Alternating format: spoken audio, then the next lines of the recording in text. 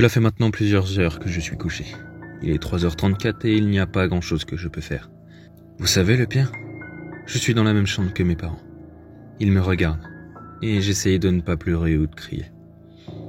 Leurs yeux sont rivés sur moi et leurs bouches sont grandes ouvertes. Il y a une forte odeur de sang et je suis paralysé par la peur. Je vous explique ce qui s'est passé. Tout à l'heure, j'ai fait une allusion au fait que je ne dors plus. Je suis complètement foutu. Je vais mourir et il n'y a personne pour me sauver. J'ai réfléchi à un moyen de m'en sortir, mais la seule idée que j'ai, c'est de me précipiter vers la porte d'entrée et de crier à l'aide en espérant que mes voisins m'entendent.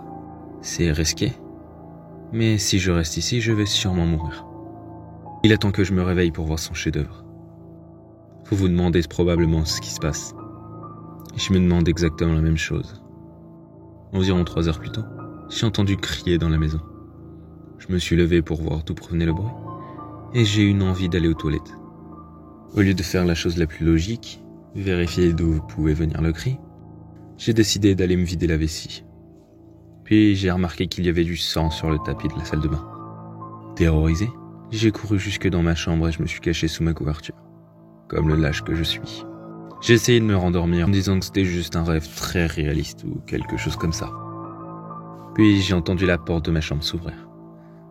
Comme l'enfant terrifié que j'étais, j'ai regardé au-dessus de ma couverture pour voir ce qui se passait. Je pouvais observer quelque chose qui faisait glisser le cadavre de mes parents dans ma chambre. Ce n'était pas humain. C'était chauve, sans yeux et sans vêtements. Il boitait. Son dos était voûté quand il traînait mes parents. Mais cette chose était beaucoup plus intelligente que n'importe quel animal. Il savait ce qu'il faisait. Il a déposé mon père sur mon lit et l'a tourné vers moi. Il a ensuite déposé ma mère sur une chaise et l'a également tournée face à moi. Peu après, il a frotté ses mains sur le mur avec le sang de mes parents.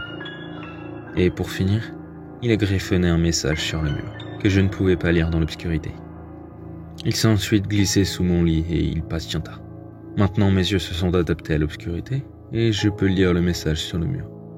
Je ne veux pas le regarder, mais je sens que j'ai besoin de le lire avant d'être tué. Je jeta un rapide coup d'œil au message de la créature. Je sais que t'es réveillé.